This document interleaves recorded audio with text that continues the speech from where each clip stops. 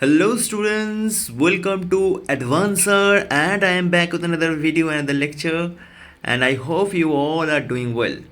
So जो पहले दो वीडियो हम अपलोड कर चुके हैं नीट 2022 सीरीज़ के, आई होप वो आप देख चुके होंगे और दिस इज़ थर्ड पार्ट और इसमें हम डिस्कस करने वाले हैं इलेक्ट्रिसिटी टू मैग्नेटिज्म।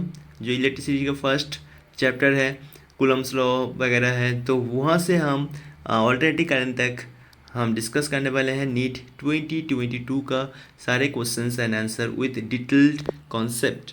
ओके, तो अगर आप वो दो वीडियो मतलब फर्स्ट पार्ट और सेकंड पार्ट जो क्लास 11 फिजिक्स के बेस्ड हैं, तो वो अगर आप नहीं देखा अभी तक तो आप ज़रूर जाके आप वो वीडियो देख कर आए, वो बहुत ही बेनिफिशियल होगा आपके लिए।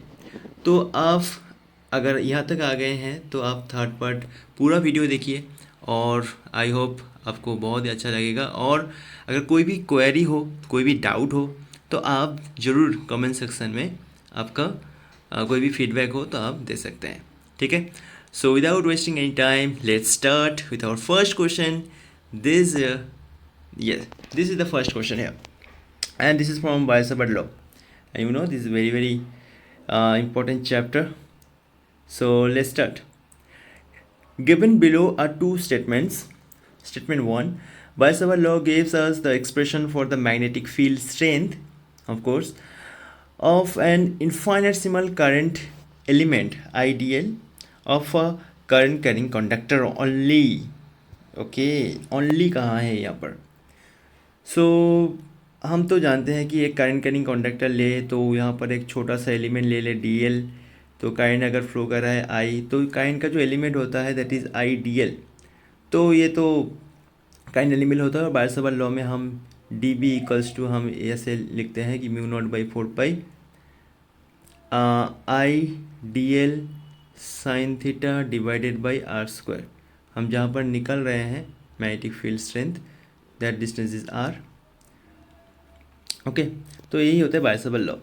तो यहाँ पर कहा है कि जो करंट कैरिंग कंडक्टर है, तो ये तो करंट कैरिंग कंडक्टर है, तो इसमें हम आई डी एल ले ले करंट एलिमेंट, तो हम मैग्नेटिक फील्ड का जो स्ट्रेंथ है वो निकाल सकते हैं। लेकिन यहाँ पर सिर्फ ओनली कहा है, मतलब हम सिर्फ करंट कैरिंग कंडक्टर के लिए ही ये निकाल सकते हैं मैग्नेटिक फील्ड स्ट्रेंथ, और कहीं पर भी नहीं। ऐसा नहीं है। बायसवाल लॉ हर वही जगह में अप्लाई होगा जहाँ पर चार्ज फ्लो कर रहा है, चार्ज का बीम फ्लो कर रहा है। ठीक है, ऐसा नहीं है कि सिर्फ देखो करंट कैरिंग कंडक्टर मतलब क्या है? एक कंडक्टर है, उसमें चार्ज फ्लो कर रहा है ना, इलेक्ट्रॉन्स। तो अगर चार्ज फ्लो करेगा वही उसको तो हम करंट बोलते हैं ना। तो करंट का मतलब ये नहीं है कि करंट कोई दूसरा कोई एलिमेंट है, मतलब करंट कुछ भी नहीं है, फ्लो ऑफ चार्ज है, मतलब Q डिवाइडेड बाई T, वही तो होता है।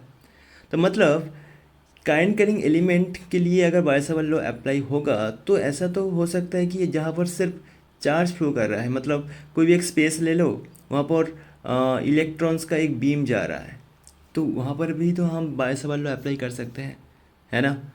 मतलब अगर आप आप जानते हो कि जो हमारा जो अर्थ है, अर्थ के अंदर में क्या होता है, बहुत ही गर्म होता है और वहाँ पर मैग्मा होता है। तो वहाँ पर सारे जो एलिमेंट्स हैं, मतलब चार्ज है, वो प्लाज्मा फॉर्म में है ना। तो प्लाज्मा फॉर्म में है, तो अगर अर्थ रोटेट करेगा, अगर अर्थ रोटेट करेगा वो भी रोटेट करता है। जो चार्ज कैरियर्स हैं प्लाज्मा फॉर्म में है वो भी रोटेट करता है। तो उसके लिए क्या होता है कि एक करंट कैरिंग लूप बन जाता है और वहाँ उसके लिए मैग्नेटिक फील्ड भी निकल सकता है, और इसलिए अर्थ मैग्नीफाइड है, मतलब अर्थ एक बिगर मैग्नेट है जो मैग्नेटिक फील्ड प्रोड्यूस करता है, राइट। तो इसलिए वहाँ पर भी हम बायसवाल लॉ अप्लाई कर सकते हैं। ऐसा नहीं कि सिर्फ करंट कैरिंग वायर के लिए भी हम सिर्फ करंट कैरिंग वायर के लिए बायसवाल लॉ अप्लाई हो सकता है और कुछ भी नहीं। तो वहाँ पर तो करंट कैरिंग वायर नहीं है ना अर्थ के सेंटर में, तो वहाँ पर भी तो हम मैग्नेटिक फील्ड का स्ट्रेंथ वो तो हम वैल्यू मेजर कर सकते हैं ना यूजिंग बायसवाल लॉ। तो इसलिए यहाँ पर जब ओनली लिख दिया तो ऐसा नहीं है। और सिर्फ मैग्नेटिक फील्ड का स्ट्रेंथ नहीं, बायसवाल लॉ अप्लाई करके हम उसका डायरेक्शन भी निकल सकते हैं, है ना। डी का जो डायरेक्शन, डी वेक्टर क्वांटिटी होता है मैग्नेटिक फील्ड, तो उसका डायरेक्शन भी हम निकाल सकते हैं, है ना, जो था ना dl cross r vector divided by r cube, this is the vector form और बायसेबल लॉ। तो यहाँ पर हम क्रॉस प्रोडक्ट करके उसका डायरेक्शन भी निकाल सकते हैं। तो ये स्टेटमेंट तक गलत हो गया। दूसरा, बायसेबल law is analogous to Coulomb's inverse square law of charge q, with the former being related to the field produced by a scalar source ideal, while the latter being produced by a vector source q. Vector source q, ये देखो charge तो scalar quantity होता है, it's not a vector, सो इसलिए ये statement भी गलत हो गया। वेक्टर सोर्स q नहीं है ना, तो इसलिए दोनों स्टेटमेंट हमें गलत लग रहा है। तो ये भी गलत, ये भी गलत। So that's why this statement, both statement are incorrect. Yeah, first option. Both statement 1 and statement 2 are incorrect. So this is the right answer. तो I hope आपको समझ में आया। तो नेक्स्ट क्वेश्चन में हम शिफ्ट करते हैं। या this is the next question, पहले पढ़ लो अच्छे से, फिर खुद में अगर आप खुद कर सकते हो तो आप सोचो। The angle between electric field lines or lines of force and equipotential surface is, ये तो बहुत ही इजी क्वेश्चन है। जो जानते हैं कि what is equipotential surface. Equipotential surface मतलब जहाँ पर पोटेंशियल कांस्टेंट होता है, यहाँ पर भी पोटेंशियल भी है, यहाँ पर भी है, यहाँ पर भी है। तो हम ये जो स्टेटमेंट है ये सिर्फ एक स्टेटमेंट ही है जो हम इक्विपोटेंशियल सरफेस में हम पढ़ते हैं। तो यहाँ पर फील्ड लाइंस हमेशा परपेंडिकुलरली काट करता है, फील्ड लाइंस हमेशा परपेंडिकुलरली काट करता है। जहाँ पर भी इक्विपोटेंशियल सरफेस हो, फील्ड लाइंस परपेंडिकुलरली काट करता है। अगर एक यूनिफॉर्म फील्ड होगा तो इक्विपोटेंशियल सरफेस कैसा होगा, ऐसे होता है ना। तो फील्ड लाइंस हमेशा इक्विपोटेंशियल सरफेस को परपेंडिकुलरली काट करता है, ये हम सभी लोग जानते हैं, ये प्रॉपर्टीज़ है इक्विपोटेंशियल सरफेस का।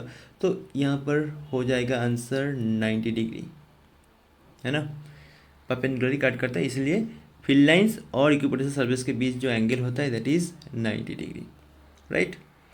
ओके चलो, और एक बात बता दूँ यहाँ पर, एक कॉन्सेप्ट एडिशनल, दैट इज़ जो फील्ड लाइंस का डायरेक्शन होता है इक्विपोटेंशियल सरफेस अगर ऐसे में ड्रॉ करूँ तो अलोंग द फील्ड, यहाँ पर एक फील्ड का डायरेक्शन होता है E, along the field equipotential surface का जो स्ट्रेंथ, मतलब इक्विपोटेंशियल सरफेस का जो वैल्यू होता है ना, तो वो डिक्रीज करता है। ये हमेशा याद रखना। In the direction of electric field the potential value always decreases. Like यहाँ पर अगर मैं 40 वोल्ट लिखूँ, ये सरफेस का पोटेंशियल अगर 40 वोल्ट है तो इसका वोल्टेज, ये जो दूसरा सरफेस है इसका वैल्यू 40 से कम ही होगा। हो सकता है 30 हो सकता है 20 हो, कुछ भी हो, पर 40 के इक्वल और 40 से ज़्यादा कभी नहीं होगा, ठीक है, क्योंकि along the direction of electric field potential decreases. Okay, ये हमेशा याद रखना। तो मतलब दूसरा, अगर अपोजिट सेंस में अगर देखें तो इलेक्ट्रिक फील्ड की अपोजिट डायरेक्शन में पोटेंशियल इंक्रीज होगा, ठीक है। अपोजिट डायरेक्शन में, इलेक्ट्रिक फील्ड डायरेक्शन का अपोजिट डायरेक्शन में अगर जाए तो पोटेंशियल इंक्रीज होगा। Next question, as the temperature increases electrical resistance मतलब जो हम ऐसे, ये इलेक्ट्रिकल रेजिस्टेंस होता है R, तो अगर टेम्परेचर अगर इंक्रीज़ करे इलेक्ट्रिकल रेजिस्टेंस किसका, अगर एक कंडक्टर ले, यहाँ पर देखो दो जो ऑप्शंस हैं सारी जगह में कंडक्टर और सेमीकंडक्टर के बात कर रहे हैं, तो हम दोनों के बात करेंगे कि कंडक्टर में क्या होता है, अगर टेम्परेचर राइज करे तो रेजिस्टिविटी राइज हो जाता है, क्योंकि resistivity depends on the material and temperature. तो हम जानते हैं कि R इक्वल्स टू ρL/A, तो ये किसके लिए होता है, एक कंडक्टर के लिए होता है। कंडक्टर के जो रेजिस्टेंस है उसका फॉर्मूला है R इक्वल्स टू ρL/A। तो टेम्परेचर के साथ लेंथ तो चेंज नहीं होगा, एरिया भी चेंज नहीं होगा, क्या चेंज होगा, रेजिस्टिविटी चेंज होगा। तो अगर रेजिस्टिविटी इंक्रीज़ कर गया तो रेजिस्टेंस भी इंक्रीज़ होगा, अगर रेजिस्टेंस इंक्रीज़ हो गया तो मतलब कंडक्टर के लिए रेजिस्टेंस तो इंक्रीज़ होगा ही होगा। तो मतलब यहाँ पर डिक्रीजेस बोथ, ये तो नहीं होगा। Increases with conductor, increases for conductor, ये हो सकता है, ये भी नहीं हो सकता, इंक्रीजेस ये भी हो सकता है। अब देखते हैं सेमीकंडक्टर के बारे में। सेमीकंडक्टर में क्या है, सेमीकंडक्टर में जो इलेक्ट्रॉन और होल पेयर होता है, अगर आप सेमीकंडक्टर पढ़ चुके हो तो हम जानते हो, अगर टेम्परेचर राइज किया तो ना तो एक जो बॉन्ड होता है, कोवलेंट बॉन्ड होता है, वो ब्रेक हो जाता है, तो मतलब इलेक्ट्रॉन्स और होल रिलीज हो जाता है, फ्री हो जाता है, तो मतलब ज़्यादा कैरियर्स हो जाता है, मोबिलिटी इंक्रीज हो जाता है, तो मतलब ज़्यादा कैरियर्स हो जाता है, तो जब मतलब ज़्यादा कैरियर तो कॉन्डक्टिविटी भी ज़्यादा होगा, है ना, मतलब रेजिस्टेंस डिक्रीज होगा। कॉन्डक्टिविटी ज़्यादा होने से सिग्मा अगर ज़्यादा हो गया तो रेजिस्टिविटी लो हो जाएगा, कम हो जाएगा, मतलब रेजिस्टेंस भी डिक्रीज होगा। मतलब सेमीकंडक्टर के लिए अगर टेम्परेचर राइज करे, इंक्रीज करे, तो रेजिस्टेंस डिक्रीज होगा और कंडक्टर के लिए इंक्रीज होगा। तो मतलब ऑप्शन हो जाएगा B, increases for conductor but decreases for semiconductor. ये हमेशा याद रखना, ठीक है। चलो नेक्स्ट क्वेश्चन। यहाँ पर देखो, क्वेश्चंस को ध्यान ध्यान से पढ़ो और वीडियो पॉज करके खुद ट्राई करो कि क्या होगा आंसर, ठीक है। Next, two resistor of resistance 100 ohm and 200 ohm, okay, are connected parallel with the electrical circuit. The ratio of thermal energy developed, the ratio of thermal energy developed in 100 ohm to that 200 ohm, मतलब पहले 100 ohm का, sorry पहले 100 ओम का है, बाद में 200 ओम का जो एनर्जी है उसका रेशियो निकालना है, ठीक है। पढ़ लिया, ट्राई कर लिया तो वेरी गुड, अगर नहीं किया तो सॉल्यूशन देख सकते हो। देखो, टू रेजिस्टेंस है, यहाँ पर हम एक रेजिस्टेंस ड्रॉ कर रहे हैं और भी एक रेजिस्टेंस है, दोनों पैरेलल में है, मतलब यहाँ पर है 100 ओम और यहाँ पर है 200 ओम, दोनों पैरेलल में है, ठीक है। नाउ क्या कह रहे हैं, the ratio of thermal energy developed in 100 ओम, मतलब यहाँ पर कितना एनर्जी डेवलप्ड होगा और यहाँ पर कितना एनर्जी डेवलप होगा, दोनों का रेशियो निकालना है, ठीक है। सोच लेते हैं कि इसका एनर्जी है E1 और इसका एनर्जी है E2, तो हमें निकालना है E1/E2, ठीक है। तो एनर्जी मतलब जो हीट एनर्जी होता है, जो joule heat energy, that is called I²RT।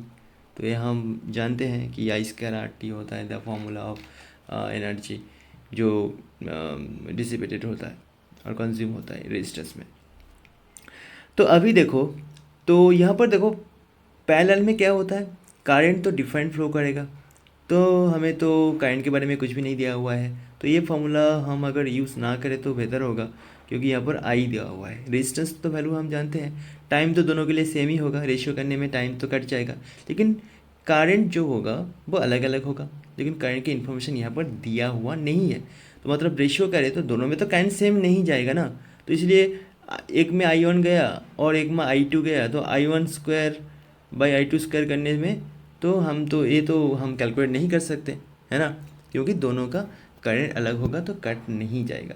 तो इसलिए ये जो एनर्जी का फॉर्मूला है, इसको हम दूसरे फॉर्म में हम लिख सकते हैं, दैट इज़, देखो ध्यान से देखो, पैरेलल में क्या इक्वल होता है, दैट इज़ वोल्टेज, है ना। पैरेलल में क्या इक्वल होता है, दोनों रेजिस्टेंस के लिए वोल्टेज सेम होगा, मतलब हम ये जो एक्सप्रेशन है इसको हम वोल्टेज के फॉर्म में लिख सकते हैं, है ना। मतलब V होता है I×R, तो यहाँ पर I²×R है, तो हम ऐसे लिख सकते हैं कि दोनों में स्क्वायर कर दो, इसको हम कन्वर्ट, अगर तुमको याद है तो आप लिख सकते हो, जो वोल्टेज के फॉर्म में जो एनर्जी का जो फॉर्म होता है, इक्वेशन होता है, तो हम ऊपर एक R मल्टीप्लाई कर दिया, नीचे एक R मल्टीप्लाई कर दिया, मतलब I²R² मतलब V² हो गया T/R, है ना। तो V²/R × T, तो दोनों के लिए वोल्टेज हो जाएगा सेम, टाइम तो सेम ही होगा, क्योंकि सेम टाइम में हम एनर्जी कितना डेवलप्ड हुआ है वो देखना चाहते हैं और रेजिस्टेंस का वैल्यू पता है। तो अभी इक्वेशन लिख लो, मतलब E1/E2 करो तो V²/R1 × T divided by V²/R2 × T, है ना। आसान था, इक्वेशन पता है, रेशियो कर दिया, टी कट जाएगा, V² कट जाएगा, तो ये दोनों का ज़रूरत ही नहीं है, मतलब यहाँ पर आ गया R2/R1, है ना, ये R2 ऊपर चला जाएगा और ये R1 नीचे चला जाएगा। तो R2 का वैल्यू तो हमें पता है, दैट इज़ 200 ओम, और यहाँ पर आ गया 100 ओम, यहाँ पर आ गया R1 का वैल्यू है 100 ओम, तो कट जाएगा तो 2/1, तो दोनों का रेशियो क्या होगा 2:1, है ना, ये हो जाएगा हमारा आंसर। बहुत ही आसान था। तो I²RT हमेशा हमें याद रहता है कि I²RT, तो दोनों को ये जो फॉर्मूला है ये तो हमेशा हमें याद रखता है कि ये जूल हीट का जो फॉर्मूला है ये I²RT होता है। कभी कभी तो ये फॉर्मूला को हम चेंज कर सकते हैं V²/R, और अलग फॉर्म में भी हम चेंज कर सकते हैं, क्योंकि हमें सिर्फ ओम्स लॉ के फॉर्मूला जो V=IR होता है वो हमें याद रखना है। ठीक है, चलो next question. The peak voltage of a AC source, peak voltage of AC source equal to the RMS value of the AC source, or √2 times the RMS value of AC source, 1/√2 times the RMS value of AC source, and value of voltage supplied to the circuit, the value of voltage supplied to the circuit. Okay, तो peak voltage क्या है? देखो, दोनों अगर voltage के बारे में बात करें या करंट के बारे में बात करेंगे, दोनों कोई भी अगर सिग्नल हो, एसी सिग्नल हो, तो उसका दो वैल्यू होता है, एक है पीक वैल्यू और एक है आरएमएस वैल्यू। आरएमएस मतलब क्या है? आरएमएस मतलब रूट मीन स्क्वायर वैल्यू, है ना, VRMS, और एक है V0, that is called peak value. ये है पीक वैल्यू। अगर वोल्टेज टाइम के साथ हम कर्व बनाए तो ये हो जाएगा हमारा पीक वैल्यू, और एक होता है RMS value, root mean square. अगर एक डिटेल में आप जाओगे तो एक चैप्टर में जो एसी ऑल्टरनेटिंग करंट चैप्टर है वहाँ पर है। तो दोनों में रिलेशन क्या है, पीक वोल्टेज और आरएमएस का? अगर आप देखोगे दोनों में रिलेशन है VRMS equals to V0/√2, V0/√2, ये हो जाएगा हमारा रिलेशन, राइट।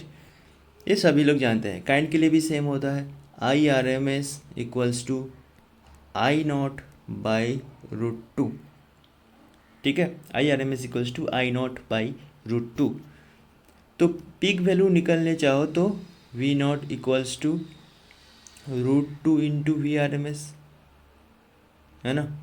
पीक वैल्यू निकलने चाहो तो V0 equals to √2 times VRMS, I0 equals to √2 times IRMS। तो यहाँ पर जो क्वेश्चन है कि peak value of the AC source equal to √2 times of RMS value of AC source. Yes, of course, voltage के बारे में बात करो या करंट के बारे में बात करो, कोई भी एक तो सेम ही होगा, √2 times of RMS value of AC source. इसीलिए जो क्वेश्चन आता है ना कि सपोज मान लो कि 220 वोल्ट DC और 220 वोल्ट AC, दोनों में कौन सा बेसी डेंजरस है, कौन सा ज़्यादा डेंजरस है ह्यूमन के लिए, है ना। अगर हम 220 वोल्ट DC को टच करें और 220 वोल्ट AC को टच करें, कौन ज़्यादा खतरनाक होगा? हमें लगेगा कि हाँ इसमें ज़्यादा शॉक लगा और इसमें ज़्यादा शॉक लगा, कौन सा वोल्टेज ज़्यादा डेंजरस होगा? तो हमेशा याद रखना 220 वोल्ट AC ज़्यादा खतरनाक है, ठीक है।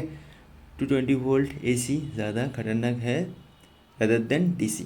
ऐसा नहीं कि DC खतरनाक नहीं है, DC भी होगा, लेकिन 220 वोल्ट AC बहुत ज़्यादा खतरनाक होगा, क्योंकि 220 वोल्ट ये जो वोल्टेज लिखा हुआ होता है ना घर में, जो हमें 220 वोल्ट का बिजली आता है, तो ये 220 वोल्ट क्या है? That is RMS value, VRMS, ठीक है। अगर कोई भी करेंट, अगर घर में अगर 1 एम्पीयर करंट फ्लो कर रहा है, दैट वैल्यू इज़ IRMS, ठीक है। कहीं पर भी लिखा हुआ होगा करंट का वैल्यू या वोल्टेज का वैल्यू, वो होता है RMS वैल्यू।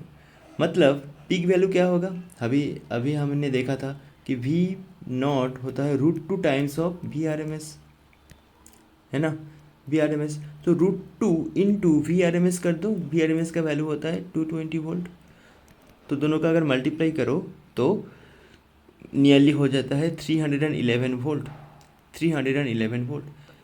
आप देख सकते हो अगर 220 वोल्ट DC ले, 220 वोल्ट DC ले तो उसका वैल्यू 220 वोल्ट हमेशा रहता है। डीसी मतलब एक कंटिन्यूस काइंड होता है, तो 220 वोल्ट डीसी तो 220 वोल्ट ही मेंटेन रहता है। लेकिन यहाँ पर एसी में क्या होता है, एसी मतलब क्या है, ऐसे, तो इसमें पीक रहता है, यहाँ पर भी पीक रहता है। तो इसका जो आरएमएस वैल्यू है ये तो 220 वोल्ट है, लेकिन इसका पीक का जो वैल्यू होता है ना, ये बहुत ज़्यादा होता है, 311। मतलब अगर आपने टच कर दिया तो आपको फील होगा कि आपको 311 वोल्ट का झटका लगा, है ना। तो ये बहुत ही खतरनाक होगा, 220 वोल्ट से बहुत ज़्यादा होता है, नियरली 100 वोल्ट ज़्यादा होगा। तो ये बहुत ही ज़्यादा डेंजरस और ख़तरनाक होता है। ओके, चलते हैं नेक्स्ट क्वेश्चन में। A square loop of 1 meter side, okay, 1 meter side of okay, and radius 1 ohm is placed in a magnetic field of 0.5 tesla. एक स्क्वायर लूप ले लो, ठीक है, एक स्क्वायर लूप ले लो, is placed in a magnetic field of 0.5 tesla. If the plane of loop is perpendicular to the direction of magnetic field. मतलब हम ऐसे ड्रॉ कर सकते हैं, सपोज मान लो कि ये हो गया हमारा मैग्नेटिक फील्ड का डायरेक्शन और ये हो गया हमारा स्क्वायर लूप, ठीक है। वैसे तो रेक्टेंगल लग रहा है लेकिन ये स्क्वायर लूप है, ठीक है। तो ये स्क्वायर लूप है और इसका जो डायरेक्शन है, मतलब मैग्नेटिक फील्ड का जो डायरेक्शन है वो स्क्वायर लूप का परपेंडिकुलर होगा, ठीक है। ये आप देख सकते हो कि परपेंडिकुलरली कट कर रहा है। तो अभी magnetic flux through the loop क्या होगा, तो magnetic flux through the loop मतलब मैग्नेटिक फ्लक्स फाई का वैल्यू क्या होता है, मैग्नेटिक फील्ड डॉट एरिया, ऐसे ही तो होता है मैग्नेटिक फ्लक्स का वैल्यू। तो आप देख सकते हो कि कोई भी एरिया में अगर मैग्नेटिक फील्ड, ये तो मैग्नेटिक फील्ड है और ये है एरिया, तो दोनों परपेंडिकुलर है। मतलब ये अगर हमें प्लेन मिल रहा है तो मैग्नेटिक फील्ड ऐसे परपेंडिकुलरली काट कर रहा है, ऐसे ऑब्लिकली नहीं, परपेंडिकुलरली काट कर रहा है। ओके, अब बताओ कि एक प्लेन है, प्लेन का डायरेक्शन क्या होता है, प्लेन एक वेक्टर क्वांटिटी होता है ना, एरिया एक वेक्टर क्वांटिटी होता है, उसका डायरेक्शन हमेशा परपेंडिकुलर होता है, दैट इज एन कैप। तो इस प्लेन का भी डायरेक्शन क्या होगा, परपेंडिकुलर होगा, ये इन दिस डायरेक्शन। तो आप देख सकते हो कि प्लेन का जो वेक्टर है एन कैप और बी वेक्टर है, दोनों पैरेलल है, मतलब दोनों के बीच में एंगल क्या है, दैट इज़ 0 डिग्री। अगर दो वेक्टर अगर पैरेलल हो गया तो दोनों के बीच में एंगल क्या होता है, 0 डिग्री। तो अगर यहाँ पर डॉट प्रोडक्ट है, ये तो इक्वेशन होता है, तो बी ए डॉट प्रोडक्ट में कॉस थीटा आता है, कॉस और एंगल क्या है, 0 डिग्री है, तो कॉस 0 डिग्री। तो कॉस 0 डिग्री का वैल्यू क्या होता है, आप सभी लोग जानते हो, कॉस 0 डिग्री का वैल्यू होता है 1। मतलब यहाँ पर हो गया बी इंटू ए, बी का वैल्यू क्या दिया हुआ है, 0.5 Tesla, 0.5 Tesla into area, square loop का वन साइड दिया हुआ है, दैट इज़ 1 मीटर है इसका वन साइड। तो एरिया क्या होगा, आर्म स्क्वायर, मतलब ए स्क्वायर मतलब क्या होगा, 1 स्क्वायर। तो ये 1 हो जाएगा, मतलब 0.5 आ जाएगा। और टेस्ला इंटू मीटर स्क्वायर ये हो जाता है देखो टेस्ला का और एक अल्टरनेट यूनिट है, ये हम क्लीन कर देते हैं। टेस्ला का और एक अल्टरनेट यूनिट देखो, यहाँ पर सारे वेबर है, आप जानते हो, तो 0.5 वेबर हो जाएगा, 0.5 वेबर हो जाएगा। लेकिन अब डिटेल में जाओ तो 1 टेस्ला मतलब क्या होता है, 1 वेबर पर मीटर स्क्वायर, है ना। 1 टेस्ला मतलब 1 वेबर पर मीटर स्क्वायर, ये दूसरा यूनिट होता है। टेस्ला ऐसा यूनिट है, ये भी ऐसा यूनिट है मैग्नेटिक फील्ड का, वेबर पर मीटर स्क्वायर, राइट। तो इसमें अगर टेस्ला इंटू मीटर स्क्वायर करे, मतलब weber divided by metre square into metre square करें, तो मतलब यही तो टेस्ला होता है। तो मीटर स्क्वायर कट गया तो हमें बचा हुआ होगा सिर्फ वेबर। तो this is the unit of magnetic flux, so this is the answer, ठीक है। हमें सिर्फ आंसर से मतलब नहीं है, हमें कॉन्सेप्ट से भी मतलब है। तो आप अगर कोई भी मिसकंसेप्शन है, अगर कैसे वेबर आ गया, तो इसलिए मैंने दिखा दिया, ठीक है। चलो नेक्स्ट क्वेश्चन। ओके, यहाँ पर क्वेश्चन देखो, पहले पहले पढ़ लो। Two hollow conducting sphere of radius r1 and r2 and r1 is much greater than r2 have equal charges। तो दोनों conducting sphere है और hollow है, तो दोनों का रेडियस दिया हुआ है और एक बहुत ही बड़ा है और एक बहुत ही छोटा है। तो क्या होगा, potential would be more on smaller sphere, equal on both the sphere, depend on the material property of the sphere and more in bigger sphere। तो मान लो कि दोनों स्फीयर है और एक का साइज़ है ये बड़ा वाला और एक है बहुत ही छोटा वाला, ठीक है। So this is R1 and this is R2, ठीक है। एक है R1 और दूसरा है R2। ओके, नाउ तो क्या निकलने कह रहे हैं कि पोटेंशियल क्या होगा। देखो, कोई भी एक स्फीयर हो, कंडक्टिंग स्फीयर हो, तो इसमें अगर चार्ज है, मान लो कि यहाँ पर भी क्यू चार्ज है, यहाँ पर भी क्यू चार्ज है, क्योंकि कहाँ है कि दोनों में इक्वल चार्जेस हैं। तो पोटेंशियल का एक्सप्रेशन क्या होता है, के मतलब 1/4πε0 क्यू बाई आर। सरफेस में पोटेंशियल क्या होता है, क्यू बाई आर, है ना। यही इक्वेशन होता है। अगर नहीं जानते हो तो आप इलेक्ट्रिसिटी चैप्टर देख सकते हो। पोटेंशियल पार्ट में एक स्फीयर के सरफेस में जो पोटेंशियल होता है वो होता है के क्यू बाई आर, और अंदर में भी यही होता है, क्योंकि अंदर में कांस्टेंट रहता है पोटेंशियल। जो सरफेस के पोटेंशियल है आर, रेडियस अगर रेडियस आर मान ले तो पोटेंशियल यही होता है, ठीक है। अंदर में और सरफेस में सेम वैल्यू होता है, के क्यू बाई आर। क्यू मतलब चार्ज स्टोर्ड, और चार्ज जो है सरफेस के ऊपर वो हो गया क्यू, और आर हो जाता है रेडियस। तो अभी मान लो जो फर्स्ट स्फीयर है उसका तो रेडियस तो R1 दिया हुआ है, तो इसके लिए पोटेंशियल क्या होगा, V1 हो जाएगा के क्यू बाई R1, और सेकेंड के लिए क्या हो जाएगा, V2 इक्वल्स टू के क्यू बाई R2, ठीक है। एक हो जाएगा R1 और दूसरे के लिए पोटेंशियल हो जाएगा R2, मतलब के क्यू बाई R2।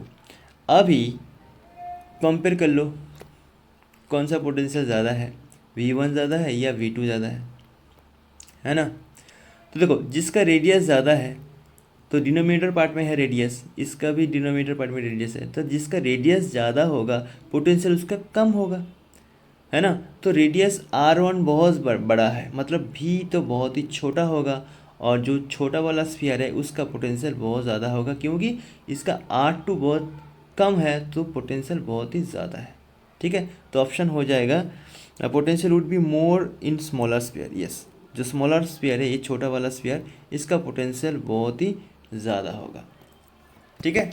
तो जिसका रेडियस कम होगा उसका पोटेंशियल ज़्यादा होगा। तो कुछ भी करने का ज़रूरत नहीं है, डायरेक्ट आप ऑप्शन में क्लिक कर सकते हो, ये याद रखना। Next question, one copper wire length 10 metre. आप देख सकते हो कि इलेक्ट्रिकल जो पार्ट है वहाँ से बहुत सारे क्वेश्चंस आए हैं इस sir.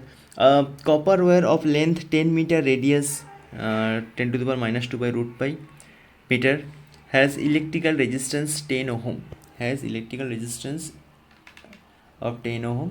The current density in the wire for an electric field strength of 10 volt per meter is। तो हमें निकालना है करंट डेंसिटी, ठीक है।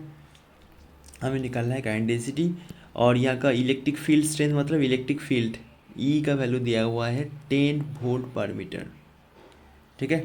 इलेक्ट्रिक फील्ड दिया हुआ है, लेंथ कॉपर वायर का जो लेंथ है वो भी दिया हुआ है, दैट इज़ 10 मीटर, और क्या दिया हुआ है, रेडियस दिया हुआ है R इक्वल्स टू ये जो बड़ा वाला वैल्यू है। ये देखकर घबराया नहीं, ये बहुत ही एक कैलकुलेशन इजी करने के लिए ऐसे वैल्यू दिया हुआ है, ठीक है। और रेजिस्टेंस का वैल्यू भी दिया हुआ है। तो हमें निकालना है करंट डेंसिटी। तो पहले करंट डेंसिटी का मतलब क्या है, व्हाट इज़ करंट डेंसिटी, जे, इसका सिंबल होता है जे, मतलब करंट पर यूनिट एरिया। मतलब एक कंडक्टर अगर ले ले तो अगर इसका क्रॉस सेक्शनल एरिया अगर ए है तो जो करंट फ्लो कर रहा है आई, तो करंट बाई एरिया, अगर एरिया से अगर परपेंडिकुलरली कट करके करंट अगर जा रहा है तो करेंट डिवाइडेड बाई एरिया, इसको कहते हैं हम करेंट डेंसिटी। तो यहाँ पर डायरेक्शन का कोई भी बात नहीं दिया हुआ है, मतलब जो एरिया है, क्रॉस सेक्शन एरिया है, उसमें करंट परपेंडिकुलरली जा रहा है, मतलब सिर्फ GI/A ही होगा ऑन। और हम इसका वेक्टर फॉर्म में हम लिख सकते हैं, क्योंकि करंट डेंसिटी वेक्टर होता है, तो इसलिए एरिया के एंगल पर डिपेंड करता है कि एरिया वेक्टर के कैसे करंट कैसे गया, और एरिया वेक्टर कहाँ पर है, तो वो वेक्टर फॉर्म भी आप देख सकते हो। तो यहाँ पर कुछ भी बात नहीं है ऐसा, तो सिर्फ स्केलर फॉर्म में आप कम कर सकते हो। देखो यहाँ पर देखो डायरेक्टली करंट तो दिया हुआ नहीं है, सिर्फ क्या दिया हुआ है, क्योंकि हमें देखो जो डेंसिटी चाहिए तो करंट चाहिए, एरिया चाहिए। तो एरिया तो हम निकाल सकते हैं, क्योंकि मान लो कि एक कॉपर वायर है, ठीक है, क्रॉस सेक्शन एरिया ये निकालना है, तो रेडियस तो दिया हुआ है ना, रेडियस की वैल्यू ये है, तो πr² हो जाएगा हमारा एरिया, राइट। तो ये तो हमें मिल जाएगा, लेकिन करंट दिया हुआ नहीं है। तो करंट का मतलब क्या होता है? करंट मतलब हम ऐसे लिखते हैं V=IR, है ना। करंट कब फ्लो होगा? जब हमें पोटेंशियल डिफरेंस मिलेगा V। तो V= करंट आई गया और इसका रेजिस्टेंस मान लो R, तो V=IR। तो करंट मतलब क्या होगा? V/R। करंट मतलब क्या होगा? V/R हो गया। तो करंट की जगह हम लिख सकते हैं V/R। क्लियर? ओके। तो देखो रेजिस्टेंस भी दिया हुआ है, मतलब हम एक एक करके धीरे धीरे आगे आ रहा है कि ये रेजिस्टेंस दिया हुआ है, रेडियस भी हमें मिल गया। अब वोल्टेज तो डायरेक्टली नहीं दिया हुआ है, तो वोल्टेज मतलब क्या है? What is potential? तो पोटेंशियल मतलब क्या होता है? देखो हम जानते हैं कि electric field equals to voltage by distance, है ना। तो वोल्टेज मतलब क्या होगा? Electric field into distance. तो यहाँ पर डिस्टेंस मतलब क्या है? जो लेंथ है, मतलब कितना लेंथ में वोल्टेज पड़ रहा है, मतलब वोल्टेज डिफरेंस कहाँ पर है? इस एल लेंथ पर। This is the length of copper wire. तो इसी लेंथ पर वोल्टेज डिफरेंस है V, मतलब ये D के जगह हमें मिल जाएगा L। यही तो होता है रिलेशन, मतलब जो वेक्टर फॉर्म में इलेक्ट्रिक फील्ड का रिलेशन होता है -dV/dx, है ना, वेलोसिटी ग्रेडियंट, मतलब ये हो जाएगा हमारा इलेक्ट्रिक फील्ड, यही होता है। तो स्केलर फॉर्म में क्या होता है? Electric field equals to voltage by distance, यही तो होता है। तो एक एक करके समझो। इलेक्ट्रिक फील्ड का जो रिलेशन होता है वेक्टर फॉर्म में, वो हो जाता है velocity gradient into velocity gradient, उसका नेगेटिव साइन में होता है electric field equals to negative sign of velocity gradient. तो स्केलर फॉर्म में क्या होगा? Electric field equals to voltage divided by distance. ये तो वोल्टेज डिफरेंस है, ये तो डिस्टेंस है। तो यहाँ पर जो वोल्टेज मिल रहा है, यहाँ पर जो वोल्टेज मिल रहा है कहाँ पर मिल रहा है? कॉपर वायर में मिल रहा है, और उसका लेंथ क्या है? ये हो गया उसका लेंथ L। तो इसी लेंथ पर, इसी डिस्टेंस पर वोल्टेज मिल रहा है V।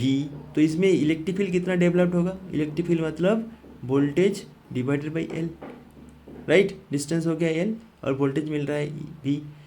तो V का मतलब क्या हो गया? V मतलब E इंटू लेंथ, है ना। इसको हम ऐसे मल्टीप्लाई कर सकते हो, V=E/L। तो V के जगह में हम E/L लिख सकते हैं। तो आप लिख दो V को रिप्लेस करके हम E/L लिख सकते हैं। तो V के जगह में हम ये लिख सकते हैं, ठीक है। और एक स्टेप कर लो, E/L डिवाइडेड बाई R/A, ठीक है। अच्छा, तो अभी E का वैल्यू दिया हुआ है 10, तो वैल्यू पुट कर दो, सारे कुछ अब अवेलेबल है। L का मतलब क्या है? 10 मीटर, 10 बिठा दिया। R का वैल्यू क्या है? 10 ओम, बहुत बढ़िया। और radius πr², pi into R² मतलब इसका whole square, so 10⁻² divided by √पाई उसका होल स्क्वायर, πr² हो गया, है ना। इसलिए √पाई दिया हुआ है, क्योंकि √पाई स्क्वायर में क्या हो जाएगा? पाई हो जाएगा। तो अगर हम इसको स्क्वायर करें तो ये रूट हट जाएगा, और ये 2 क्या हो जाएगा? इन्वर्स हो जाएगा, 1 हो जाएगा, सॉरी 10⁻⁴ हो जाएगा, सॉरी 10⁻⁴ हो जाएगा, है ना। 10⁻² स्क्वायर 10⁻²² मतलब 2 × 2 4, राइट, ये 4 हो जाएगा। अभी कट कर दो, 10 से 10 मर गया, पाई से पाई मर गया, और 10⁻⁻4 अगर न्यूमरेटर में चला गया तो 10⁻+4 हो जाएगा, और इसका पावर है 1, मतलब 10⁻1+4 है ना, 1+4 मतलब 10⁻5 हो जाएगा हमारा आंसर, एम्पेयर पर मीटर स्क्वायर। ये भी करेंट बाई एरिया होता है, एम्पेयर करंट और मीटर स्क्वायर है एरिया, तो 10⁻5 हो जाएगा हमारा answer, 10⁻+5। This is the answer, option C. Clear? देख लो सॉल्यूशन, कोई भी डाउट है तो कमेंट सेक्शन में ज़रूर लिखना।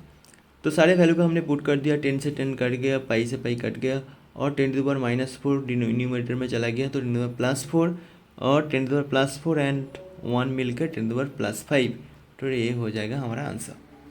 ठीक है, खुद से सॉल्यूशन करो तो प्रैक्टिस अच्छा होगा और आसानी से आप कर सकते हो।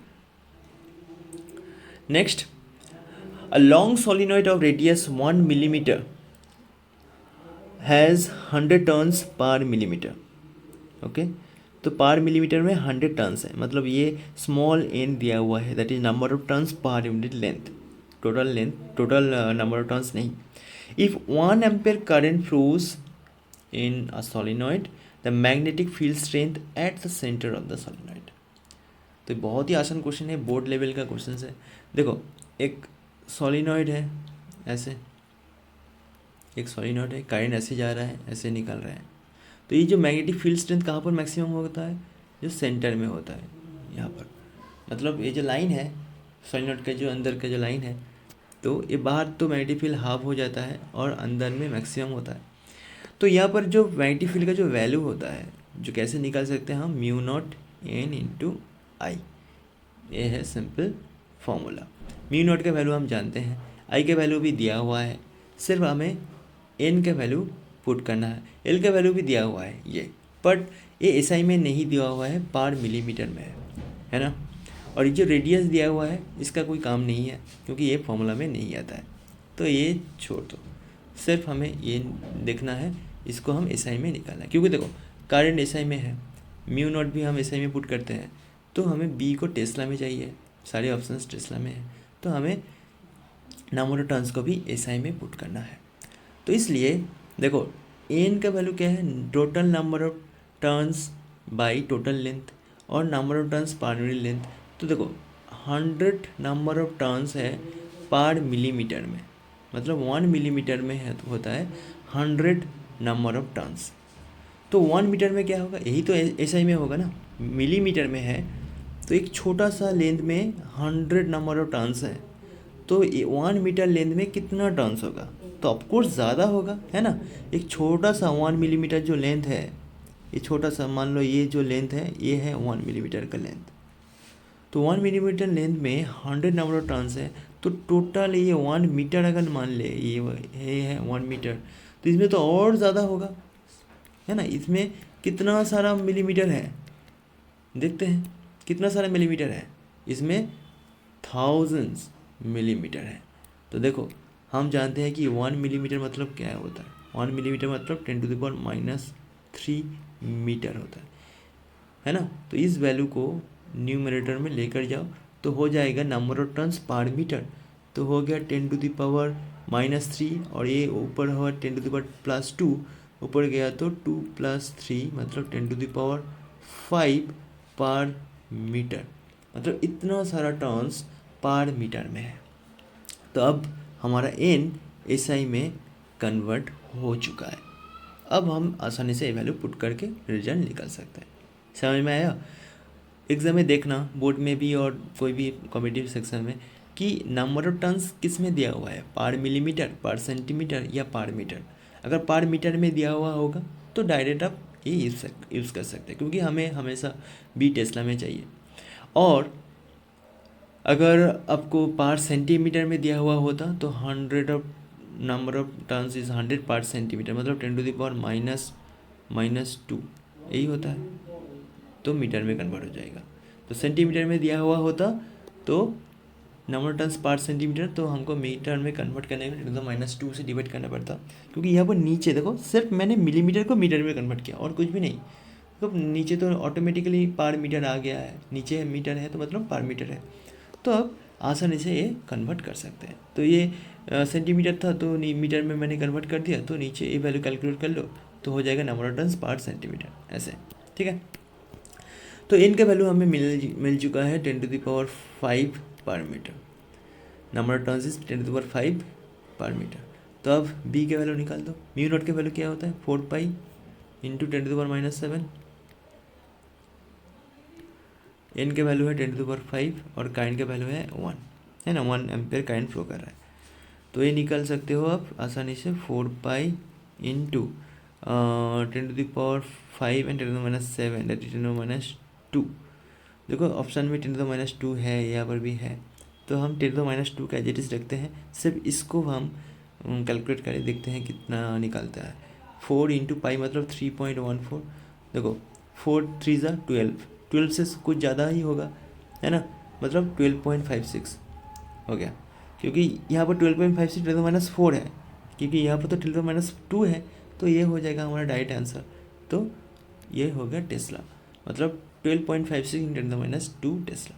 आप चाहो तो मल्टीप्लाई कर सकते हो, लेकिन मल्टीप्लाई करने का जरूरत नहीं है, ऑप्शन साफ साफ दिखाई दे रहा है कि 12.56 ही आएगा, 10⁻² टेस्ला आएगा, ठीक है। चलो next question. A big circular coil of 1000 turns and average radius 10 meter is rotating about its horizontal diameter at 2 radian पर सेकेंड। तो 2 रेडियन पर सेकेंड जो है वो है एंगुलर वेलोसिटी। तो ऐसे रोटेट कर रहा है, इसलिए इसका एंगुलर वेलोसिटी दिया हुआ है, दैट इज ओमेगा वैल्यू, ठीक है। If the vertical component of earth magnetic field at that place, जहाँ पर ये रोटेट कर रहा है उसी प्लेस में मैग्नेटिक फील्ड का जो अर्थ मैग्नेटिक फील्ड का जो वैल्यू है that is 2 × 10⁻⁵ tesla, and electrical resistance of the coil is 12.56 ohm, then the maximum induced current in the coil will be. तो कितना इंड्यूस्ड करेंट डेवलप्ड होगा उसी कॉइल में अगर ये मैग्नेटिक फील्ड में रोटेट करे तो ये बहुत ही आसान क्वेश्चन है। आप तो जानते ही होंगे कि जो फैराडेज लॉ होता है इंड्यूस करंट के बेस्ड होता है। तो जहाँ पर अगर फ्लक्स चेंज हो तो इंड्यूस्ड करंट मतलब पहले इंड्यूस्ड ईएमएफ जनरेट होता है, जो इंड्यूस्ड ईएमएफ का वैल्यू फॉर्मूला होता है -d∅dt। तो ये हो गया हमारा इंड्यूस्ड ईएमएफ। अगर फ्लक्स चेंज होगा टाइम के साथ, फ्लक्स कहीं कहीं कैसे भी चेंज हो, मतलब फ्लक्स का हम इक्वेशन देखेंगे। तो पहले देखो इंड्यूस्ड ईएमएफ हो गया, इंड्यूस्ड ईएमएफ बाई रेजिस्टेंस कर दो तो इंड्यूस्ड करंट हो जाता है ना, मतलब voltage equals to current into resistance. तो अगर करंट निकालना है वोल्टेज बाई रेजिस्टेंस करने से हो जाएगा। तो हमें अगर पहले इंड्यूस्ड ईएमएफ मिल गया तो हम रेजिस्टेंस से डिवाइड करके इंड्यूस्ड करंट निकाल सकते हैं, ठीक है, एंड वो भी मैक्सिमम, जितना भी मैक्सिमम हो वो हम निकाल सकते हैं। तो पहले हमारा काम है कि इंड्यूस्ड ईएमएफ निकालें, ठीक है। एक स्टेप करके पहले आप सोचो, उसके बाद सोल्यूशन की तरफ जाओ। कि पहले ही सोचने लगे कि इंड्यूस्ड कैसे निकालेंगे, कहाँ से निकालेंगे, पहले सोचो ना। इंड्यूस्ड करंट निकालना है, हमें क्या निकालना है, इंड्यूस्ड करंट निकालना है। इंड्यूस्ड करंट कहाँ से मिलेगा, इंड्यूस्ड ईएमएफ से मिलेगा। इंड्यूस्ड ईएमएफ बाई रेजिस्टेंस कर दोगे, क्योंकि रेजिस्टेंस का वैल्यू तो दिया हुआ है, कर दोगे तो मिल जाएगा हमें इंड्यूस्ड करंट। तो इंड्यूस्ड ईएमएफ कैसे मिलेगा, इंड्यूस्ड ईएमएफ मतलब क्या है, फ्लक्स चेंज विथ टाइम। सो ये हो गया हमारा, ये फैराडेज सेकेंड लॉ है, जो लेंज लॉ माइनस मिलकर हो गया है induced EMF equals to -d∅dt। तो ये निकालेंगे, मुझे पहले फाई निकालना है, ठीक है। तो फाई निकालने के बाद हम एक डेरिवेटिव कर देंगे तो इंड्यूस्ड ईएमएफ मिल जाएगा, इंड्यूस्ड ईएमएफ बाई रेजिस्टेंस कर देंगे तो करंट मिल जाएगा, ठीक है। प्रोसेस समझ में आ गया। तो पहले सोचो कि फाई कैसे निकालें। देखो फाई मतलब क्या है, B.A। ये क्वेश्चन पहले भी आ चुके हैं। फाई मतलब क्या है, B.A मतलब BA cos थीटा हो गया हमारा फाई का रिलेशन। देखो फाई कैसे चेंज हो सकता है, अगर B चेंज हो तो फाई चेंज हो सकता है, एरिया चेंज हो तो भी फाई चेंज हो सकता है, और एंगल चेंज हो मतलब थीटा अगर चेंज हो तो भी फाई चेंज हो सकता है। तो आप क्वेश्चंस पढ़ के समझ लो कि बी मतलब फाई कैसे चेंज हो रहा है। देखो किसी भी प्लेस में अगर ये रोटेट कर रहा है, यहाँ पर तो मैग्नेटिक फील्ड तो कांस्टेंट है, मैग्नेटिक फील्ड तो चेंज नहीं हो रहा है, तो बी तो कांस्टेंट है। इसका जो एरिया है, circular coil, number of turns और रेडियस दिया हुआ है, तो ये रेडियस भी कांस्टेंट है, मतलब एरिया भी कांस्टेंट है, मतलब एरिया तो चेंज नहीं हो रहा है, ये भी कांस्टेंट है, ये भी कांस्टेंट है। मतलब यहाँ पर फाई तब चेंज होगा जब थीटा चेंज हो रहा है, मतलब रोटेट कर रहा है, इसलिए तो बार बार एंगल चेंज हो रहा है, तो एंगल चेंज होने के लिए फिर फाई भी चेंज हो रहा है। ठीक है, तो यहाँ पर देखो एंगल जो ओमेगा दिया हुआ है, ओमेगा मतलब एंगुलर वेलोसिटी दिया हुआ है, और थीटा है एंगुलर डिस्प्लेसमेंट। तो एंगुलर डिस्प्लेसमेंट और ओमेगा का रिलेशन क्या है, theta equals to omega into t, है ना। मतलब जो लीनियर डिस्प्लेसमेंट होता है ना, s equals to v into t, यहाँ पर ओमेगा इंटू टी। तो जहाँ पर थीटा है हम वहाँ पर ये भी पुट कर सकते हैं, थीटा मतलब क्या है, B A cos omega into T. ये हो गया हमारा फाई, ये हो गया हमारा फाई का complete equation, B A cos omega t. ठीक है, क्योंकि ये टाइम के साथ चेंज हो रहा है, इसका टाइम के साथ तो फ्लक्स चेंज हो रहा है, और कैसे चेंज हो रहा है, ये एंगल के लिए चेंज हो रहा है, दैट इज़ ओमेगा टी, क्योंकि ये ओमेगा से रोटेट कर रहा है। देखो मैं अगर फिगर से ड्रॉ करूँ कैसे होगा कि ये एक सर्कुलर कॉयल है और नंबर ऑफ टर्न्स बहुत ज़्यादा है, 1000 नंबर ऑफ टर्न्स हैं, बहुत सारे टर्न्स हैं, और एक कैसे रोटेट कर रहा है, हॉरिजॉन्टली रोटेट कर रहा है ना, अबाउट इट्स हॉरिजॉन्टल डायमीटर। तो मान लो कि ये हॉरिजॉन्टल डायमीटर है, तो इसके अबाउट ये रोटेट कर रहा है। ठीक है, एक डिस्क मान लो कि कैसे एक लाइन के अबाउट रोटेट करता है, ये डायमीटर के अबाउट ये रोटेट कर रहा है। और अर्थ मैग्नेटिक फील्ड मान लो, अर्थ मैग्नेटिक फील्ड जो वर्टिकल कंपोनेंट होता है, अर्थ मैग्नेटिक फील्ड कहीं पर भी हो तो उसका वर्टिकल कंपोनेंट तो वर्टिकल ही होगा ना, ऐसे। तो इसका जो वर्टिकल कंपोनेंट है उसके लिए ही फ्लक्स जनरेट होगा, क्योंकि फ्लक्स एरिया के परपेंडिकुलर होगा तभी फ्लक्स होगा, एरिया के पैरेलल होने से फ्लक्स नहीं आता है, इसलिए वर्टिकल कंपोनेंट दिया हुआ है, और वर्टिकल हॉरिजॉन्टल कंपोनेंट का कोई भी काम नहीं है फ्लक्स के मामले में। ठीक है, तो ऐसे जा रहा है, तो फ्लक्स का जो वैल्यू होगा वो क्या है, phi equals to B A cos omega t. ठीक है, बार बार एंगल चेंज हो रहा है, इसलिए ये फॉर्मूला आ गया। तो बी का वैल्यू पुट कर दो, बी का वैल्यू क्या है, ये 2 इंटू 10⁻। अच्छा पहले का मान लो कि इसका वैल्यू निकालने से कोई भी फायदा नहीं है, हमें ईएमएफ निकालना है ना। तो ईएमएफ मतलब क्या है, डी फाई डी टी, है ना, तो नेगेटिव साइन है एक। तो मतलब ये जो इक्वेशन है, तो हम बाद में काइंड में फॉर्मूला मतलब वैल्यू पुट कर देंगे। डी डी टी फाई का रिलेशन पुट कर दो, B A cos omega T. तो अभी डेरिवेटिव कर लो, क्योंकि हम पहले देख चुके हैं कि यहाँ पर बी कांस्टेंट है, एरिया भी कांस्टेंट है, तो ये बाहर निकल के आ गया। तो डेरिवेटिव किसका होगा, सिर्फ कॉस का डेरिवेटिव होगा। अगर कॉस के डेरिवेटिव करें तो होता है साइन। अच्छा, कॉस के डेरिवेटिव होने से माइनस साइन थीटा होता है।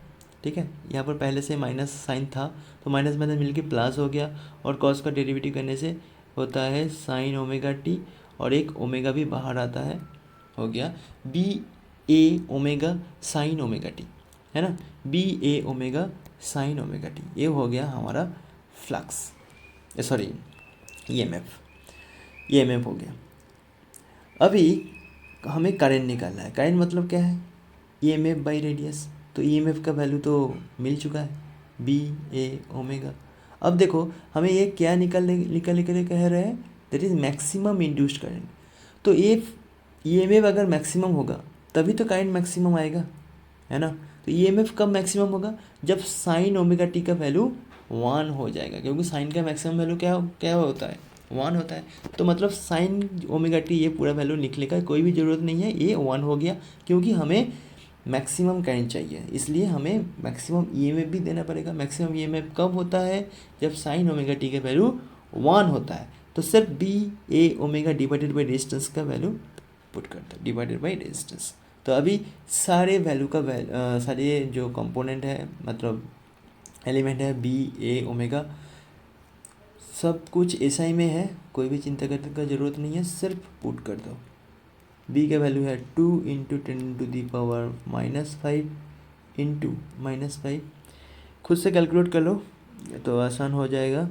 अब रेडियस, देखो यहाँ पर रेडियस दिया हुआ है तो हमें चाहिए एरिया, तो पाई आर स्क्वायर कर दो, पाई इंटू 10 स्क्वायर, और ओमेगा वैल्यू दिया हुआ है 2 रेडियन पर सेकेंड, ये तो ऐसा ही में है, और डिवाइडेड बाई रेजिस्टेंस का वैल्यू है 12.56। देखो हम जो पहले कैलकुलेशन किए थे ना 12.56 का कैसे आया था, 4 इंटू 3 पॉइंट, मतलब 4 इंटू पाई करने से 12.56 आता है ना। 12.56 का वैल्यू क्या होता है, 4 इंटू पाई, है ना, तो आसान हो जाएगा। तो 12.56 को हटाकर हम 4 इंटू पाई कर देते हैं। जो पहले क्वेश्चन में था 12.56 कैसे आया था, 4 इंटू पाई करने से, सो पाई पाई कट गया, 2 से, अच्छा ये 2 4 और ये 4 भी कट गया, मतलब आंसर आएगा डायरेक्टली 10⁻⁻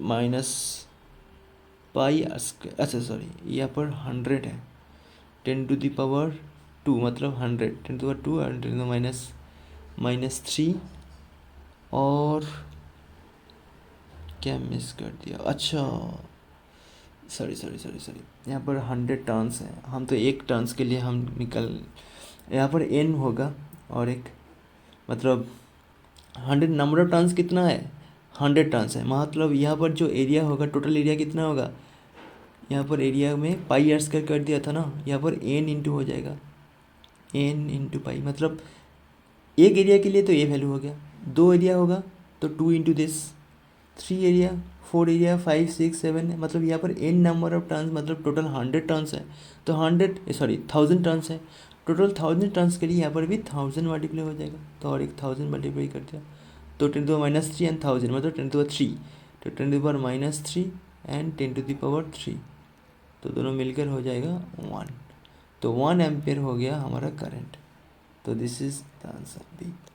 ठीक है, तो ये याद रखना, मैं फॉर्मूला लिख देता हूँ कि जो आई मैक्स है, I max E M F का वैल्यू क्या था, B A omega by R, तो बी का वैल्यू क्या है, बी तो बी है, एरिया कितना है, एन इंटू एरिया, मतलब N into pi are square into omega, this is divided by R, मतलब कितना सारा एरिया है, एन नंबर ऑफ, तो N into pi are square, ये जो टोटल एरिया है N into pi are square into omega, मतलब एक एन मल्टीप्लाई होगा, क्योंकि यहाँ पर नंबर ऑफ टर्न्स बहुत ज़्यादा है, 1000 दिया हुआ है, मतलब this is the total number of turns. Okay, next question, तो आंसर हो गया B. Next, a Wheatstone base is used to determine the value of unknown resistance x, तो x यहाँ पर अननोन रेजिस्टेंस है, तो इसका वैल्यू निकाल रहे हैं by adjusting the variable resistance y as shown in figure. For the most precise measurement of x, the resistances p and q, तो p और q का वैल्यू क्या होना चाहिए, should be approximately equal or small, and should be very large and unequal, do not play any significant role, and should be approximately equal to 2x। तो हम देख सकते हैं ये एक व्हीटस्टोन बीज है, और यहाँ पर जो resistances are P Q X and Y, P Q X and Y, जहाँ पर y है वेरिएबल रेजिस्टेंस, तो हम y को वेरी करके ऐसे एडजस्ट कर सकते हैं कि हमें अननोन रेजिस्टेंस x मिल जाए। देखो जब ब्रिज जब बैलेंस कंडीशन में होता है तभी हम अननोन रेजिस्टेंस को निकाल सकते हैं, मतलब p by Q equals to X by Y, यही है बैलेंस कंडीशन, है ना। ह्यूस्टन ब्रिज का बैलेंस कंडीशन क्या होता है, this resistance by this equals to this resistance by this, और this by this equals to this by this, ऐसे कर सकते हैं। तो कोई भी ले लो, एक ही तो कहानी है। तो P by Q equals to X by Y, तो ये होता है हमारा ब्रिज का बैलेंस कंडीशन। अगर ब्रिज बैलेंस कंडीशन में होगा तो G जो गैल्वेनोमीटर होता है उसमें वो नल पॉइंट में होता है, मतलब जी से कोई भी करंट पास नहीं करता है, जी का डिफ्लेक्शन होता है 0, इसलिए ये बैलेंस कंडीशन हम कहते हैं। मतलब पी का वैल्यू हमें पता है, क्यू का वैल्यू हमें पता है, वाई का वैल्यू हमें पता है, तो हम एक्स निकाल सकते हैं। ठीक है, क्योंकि वाई वेरिएबल है, ये दोनों नॉन रेजिस्टेंस है, वाई वेरिएबल है, वाई को वेरी करके हम देख सकते हैं कहाँ पर ये बैलेंस हो रहा है, और वाई पता चल जाएगा तो एक्स भी पता चल जाएगा from this equation. Okay, clear.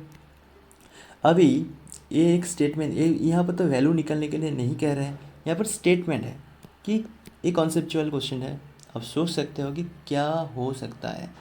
ठीक है, देखो हमें प्रिसाइज निकालना है, मतलब एक्स का जो वैल्यू है बहुत ही प्रिसाइज वैल्यू, मतलब बहुत ही शानदार वैल्यू, मतलब ऐसा नहीं कि 4 निकाल दिया, 4.025, मतलब जितना मतलब डेसिमल में हम निकाल सकते हैं, जितना एक्यूरेट हो सकता है, एक्यूरेट तो होगा ही, प्रिसाइज भी होना चाहिए, मतलब बहुत ही नज़दीक का वैल्यू चाहिए। ठीक है, बहुत ही नज़दीक का वैल्यू चाहिए, प्रिसाइज वैल्यू चाहिए। ओके, तो प्रिसाइज वैल्यू निकालने के लिए क्या होता है कि ये हमेशा याद रखना, अगर to find the value of X precise form, so X का जो वैल्यू होगा ना, ये वाई के जितना करीब होगा, ठीक है, उतना अच्छा है। मतलब X should be close to Y, मतलब ये जो रेशियो है ना, ये अगर 1 के बराबर हो गया तो बहुत ही अच्छा होता है, क्योंकि यहाँ पर एक्स का वैल्यू बहुत ही प्रिसाइज होता है, बहुत ही करीब होता है। ठीक है, ये रेशियो, मतलब ये नहीं कह रहे हैं कि जो एक्स का जो ना, छोड़ दो, कुछ भी नहीं, तो एक्स का जो वैल्यू होगा अगर वाई का बहुत ही क्लोज होगा, मतलब ये जो रेशियो है, इसका रेशियो अगर 1 होगा ना, तो ये एक्स का वैल्यू होता है बहुत ही प्रिसाइज। ठीक है, ये हमेशा याद रखना। अगर इसका रेशियो अगर 1 हो गया तो इसका रेशियो भी 1 होगा, क्योंकि ये दोनों तो इक्वल होगा ना बैलेंस कंडीशन में। मतलब P और Q शुड बी इक्वल, क्योंकि ये दोनों अगर इक्वल हो गया, मतलब इसका रेशियो अगर 1 हो गया तो x का वैल्यू होता है प्रिसाइज, प्रिसाइज। और यहाँ पर आप देख सकते हो कि यहाँ पर ये दोनों का रेशियो अगर 1 हो गया तो P/Q इसका रेशियो भी 1 हो जाएगा। मतलब P और Q अगर इक्वल हो गया, मतलब 5/5 तो हो गया 1, और 6/6 हो गया 1, मतलब दोनों का वैल्यू अगर इक्वल हो जाएगा तब तो हमें एक्स का वैल्यू प्रिसाइज मिल जाएगा। ये हो गया एक बात, मतलब should B equal, approximately equal होगा तो ऑप्शन ए में आ जाएगा। और एक ऑप्शन में दिया हुआ है कि आर स्मॉल, मतलब P और Q का वैल्यू स्मॉल भी होना चाहिए। मतलब ऐसा नहीं कि 100 ओहम बाई 100 ओहम, ये भी तो 1 होता है, 1000 ओहम बाई 1000 ओहम, तो ये भी तो 1 होता है ना। तो हमें देखो, ये अगर 1000/1000 करे तो बहुत ही ज़्यादा हो गया, तो लेकिन हमें 1 ही तो मिल रहा है ना, हमें 1 ही मिल रहा है। लेकिन अगर हम ऐसे भी तो कर सकते हैं, 1/1 ओम और 2/2 ओम, ऐसे भी तो 1 हो सकता है। तो हम कौन सा चूज़ करें, P/Q का जो वैल्यू है कैसे चूज़ करें, बिगर वैल्यू चूज़ करें या स्मॉलर वैल्यू चूज़ करें। तो ये एक बात ये हमेशा याद रखना कि ये जो G है, जी मतलब क्या है, गैल्वेनोमीटर, और यहाँ का डिफ्लेक्शन से, मतलब यहाँ का अगर डिफ्लेक्शन 0 हो गया, मतलब नल पॉइंट आ गया, तो हमें मिल जाता है कि हाँ यहाँ पर बैलेंस कंडीशन हो गया। जी का वैल्यू अगर, मतलब जी का जो डिफ्लेक्शन है वो अगर 0 हो गया तो हमें नल पॉइंट मिल जाता है, तब हमें ये रिलेशन हम लिख सकते हैं कि x/y, P/Q equals to x/y। अभी देखो, अगर P का और Q का वैल्यू अगर बहुत ही ज़्यादा होगा, बहुत ही ज़्यादा होगा, तो क्या होगा, बहुत ही कम करंट पास करता है ना। यहाँ पर जो करंट जा रहा है बहुत ही कम करंट पास करेगा, क्योंकि P और Q का वैल्यू बहुत ज़्यादा है।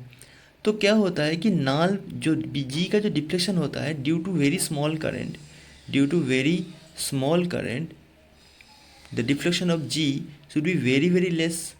अगर बहुत ही कम डिफ्लेक्शन होगा तो नाल पॉइंट निकालने में बहुत ही दिक्कत आ जाता है, क्योंकि अगर ज़्यादा से ज़्यादा डिफ्लेक्शन होगा तो कोई भी एक जगह में हमें नाल पॉइंट मिल जाता है जहाँ पर डिफ्लेक्शन नहीं होता है। अगर डिफ्लेक्शन बहुत ही कम होगा, हमें मालूम ही नहीं चलता है कि बहुत सारे, बहुत एक बहुत लार्ज एरिया में बहुत ज़्यादा लेंथ में हमें नाल पॉइंट मिल सकता है, क्योंकि डिफ्लेक्शन बहुत ही कम होगा, क्योंकि ये पी और क्यू का जो वैल्यू है बहुत ही ज़्यादा है, करंट कम जा रहा है, डिफ्लेक्शन कम होगा। तो बहुत लंबी लेंथ के लिए, बहुत ही लंबा लेंथ के लिए ये डिफ्लेक्शन बहुत ही कम दिखाई देगा। तो हमें लग सकता है कि यहाँ पर नल पॉइंट होगा, या यहाँ पर नल पॉइंट होगा, या यहाँ पर नल पॉइंट होगा। तो अगर कोई भी एक नल पॉइंट हमें ले लिया तो वैल्यू तो वेरी करेगा ना, तो प्रिसाइज तो नहीं होगा। इसलिए अगर जी ज़्यादा से ज़्यादा डिफ्लेक्शन दे और कोई भी एक पॉइंट में, कोई भी एक पर्टिकुलर पॉइंट में जी का वैल्यू जीरो हो जाए, मतलब नल पॉइंट आ गया, तब हमें एक्स का एक पर्टिकुलर वैल्यू मिलेगा, मतलब एक्यूरेट भी होगा और प्रिसाइज भी होगा। तो मतलब should be approximately equal and are small, ये हो जाएगा हमारा राइट आंसर। तो हम एक समराइज कर देते हैं कि दोनों का वैल्यू अगर इक्वल हो गया तो एक्स का वैल्यू होता है बहुत ही प्रिसाइज हो जाता है, क्योंकि ये एक्स बाई वाई के रेशियो अगर 1 हो गया तो बहुत ही अच्छा होता है प्रिसाइज होने के लिए। और जी का डिफ्लेक्शन अगर ज़्यादा हो तो हम देखना चाहेंगे कि करंट अगर ज़्यादा फ्लो करे तो कोई भी एक पर्टिकुलर पॉइंट के लिए जी का नल पॉइंट आएगा, और दूसरे पॉइंट के लिए मतलब और अदर्स प्लेस के लिए जी का डिफ्लेक्शन ज़्यादा से ज़्यादा हो। तो हमें पता चल जाएगा कि यहाँ पर नल पॉइंट नहीं है, यहाँ पर नहीं है, यहाँ पर नहीं है, यहाँ पर नहीं है, यहाँ पर नहीं है, कोई भी एक पर्टिकुलर पॉइंट में नल पॉइंट है। ठीक है। अगर एक रेजिस्टेंस बहुत ज़्यादा हो गया तो resistance are very very big, then क्या होगा, जी का डिफ्लेक्शन बहुत ही कम होगा। तो हमें लग सकता है कि एक ज़्यादा एक लेंथ है, एक रीजन है जहाँ पर नल पॉइंट मिल सकता है, क्योंकि डिफ्लेक्शन तो दिखाई दे नहीं दे रहा है ना, बहुत ही कम हो रहा है। इसलिए हमें चाहिए कि हमें चाहिए कि जी का वैल्यू, मतलब जी का डिफ्लेक्शन अच्छे से देखने के लिए ये वैल्यू बहुत ही कम होगा तो अच्छा होगा, पी और क्यू का वैल्यू बहुत ही कम होगा तो अच्छा होगा। तो इसलिए आंसर हो जाएगा इक्वल एंड स्मॉल। बहुत ही कॉन्सेप्चुअल क्वेश्चन है। तो a series LCR circuit with inductance 10 Henry, capacitance 10 microfarad, resistance 50 ohm is connected to an AC source of voltage V. So V is given here, this is V. If the resonant frequency of LCR circuit mu naught and the frequency of AC circuit source mu, then कैसे relate होगा, ये सारे options दिया हुआ है। ठीक है, मतलब ए है रेजोनेंट फ्रीक्वेंसी और दिस फ्रीक्वेंसी ऑफ एसी, मतलब एसी सोर्स का जो फ्रीक्वेंसी है दैट इज़ म्यू। दोनों का रिलेशन क्या है, दोनों क्या सेम है या अलग अलग है, या अलग अलग हुए है तो वैल्यूज़ कितना है, ये सारे ऑप्शंस गिवन है। देखो यहाँ पर जो इक्वेशन है दैट इज़ वोल्टेज का जो इक्वेशन है वो that is 200 sin 100t volt, sin 100t volt, this is the equation of voltage, है ना, this is the equation of voltage 200 sin 100t। अच्छा एक अच्छे से लिखते हैं, v equals to 200 sin 100t। ठीक है, इससे ज़्यादा अच्छा नहीं होगा। ओके सो इसमें से हमें निकालना है mu naught and new not and new. तो पहले देखो ये जो इक्वेशन होता है, ये वोल्टेज का जो जनरल साइनसॉइडल इक्वेशन होता है वो ही दिया हुआ है। तो यहाँ से हम क्या निकाल सकते हैं, हम न्यू निकाल सकते हैं, मतलब एसी सोर्स का जो फ्रीक्वेंसी है वो निकाल सकते हैं, है ना।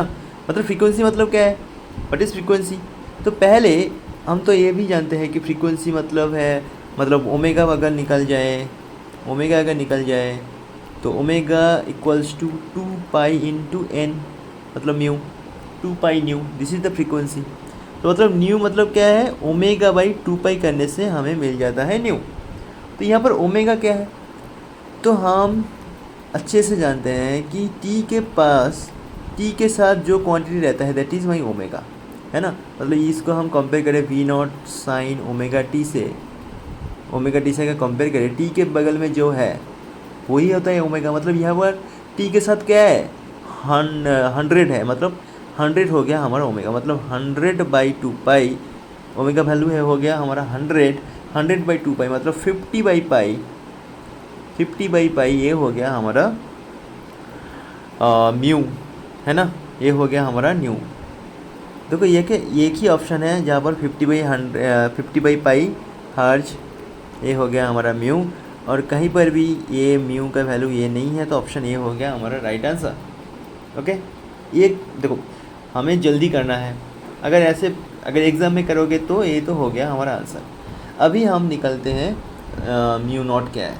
ठीक है, न्यू नॉट क्या है, what is new not, that is resonant frequency. LC circuit में रेजोनेंट फ्रीक्वेंसी का वैल्यू क्या होता है, √2πL इंटू सी। यही होता है रेजोनेंट फ्रीक्वेंसी का value, 2π√L into C.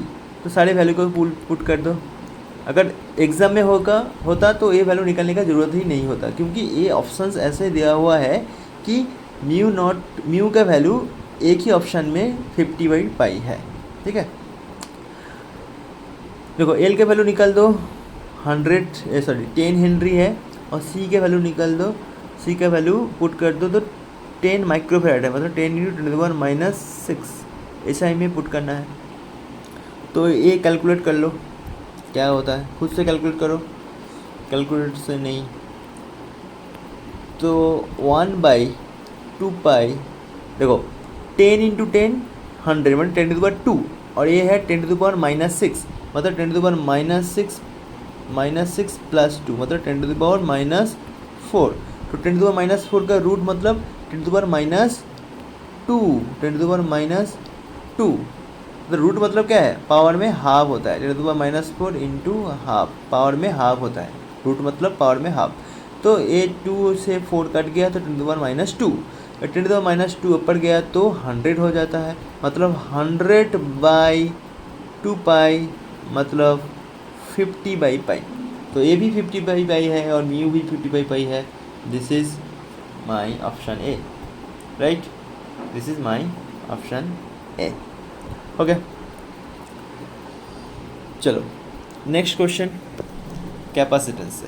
A capacitor of capacitance C equals to 900 picofarad is charged fully by 100 volt battery shown in figure A. तो ये जो फिगर है फर्स्ट वाला फिगर, इसमें दिया हुआ है कि 100 वोल्ट बैटरी है और ये कैपेसिटर जो कैपेसिटेंस C है वो फुल्ली चार्ज हो गया है। ठीक है, तो फुल्ली चार्ज मतलब क्या है, Q का वैल्यू क्या है होता है, C इक्वल्स टू Q/V। तो चार्ज मतलब Q equals to C into V हो गया, फुल्ली चार्ज मतलब कैपेसिटेंस इंटू V। ये हो गया हमारा Q का वैल्यू। पहले ये जो चार्ज स्टोर्ड है that value is C into V, क्योंकि V है 100 वोल्ट और C है दिस। अभी वैल्यू निकालने का ज़रूरत नहीं है, सिर्फ एक्सप्रेशन से काम चलाओ। Then it is disconnected from the battery. तो बैटरी से मैंने डिस्कनेक्ट कर दिया, कैपेसिटर को लेकर आया और and connected to another uncharged capacitor of capacitance 900 picofarad, मतलब सेम कैपेसिटर, मतलब दोनों का वैल्यू तो सेम है, ये भी C है ये भी C है, दोनों का वैल्यू 900 पिकोफैराड है।